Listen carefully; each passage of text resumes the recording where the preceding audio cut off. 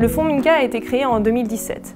Il finance des projets qui visent à renforcer la paix en amont, en prévention, pendant et après les crises et les conflits.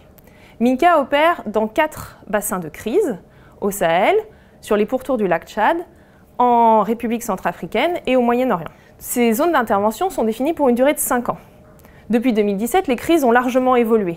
Elles se sont étendues, comme au Sahel, mais elles ont aussi changé de nature, comme par exemple au Liban, où la situation économique s'est largement détériorée. Aussi, nous avons décidé de lancer cette évaluation afin de rendre compte de l'utilisation de nos financements, mais également d'améliorer nos actions dans les années à venir. Alors, l'évaluation du fonds Minka était particulièrement ambitieuse car elle combinait 2 niveaux d'analyse.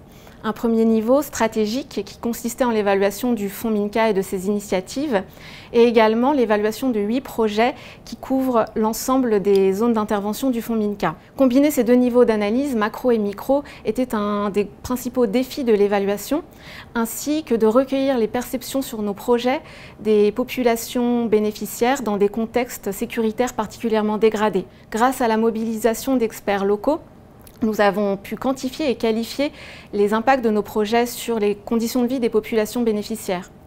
Par exemple, le projet Actif dans la région de Mopti au Mali a permis à plus de 2000 jeunes maliennes et maliens de développer des projets d'insertion professionnelle.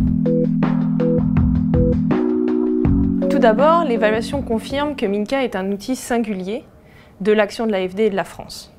Il permet d'agir rapidement, mais également dans la durée. Le fonds répond aux besoins des populations et travaille sur le long terme auprès de nos partenaires, la société civile et les États. Toutefois, le second constat de l'évaluation est assez clair. Il reste des progrès à faire. En effet, nous devons travailler plus précisément et plus systématiquement à mesurer nos impacts sur le terrain, mais également en rendre compte aux populations locales comme aux citoyens français.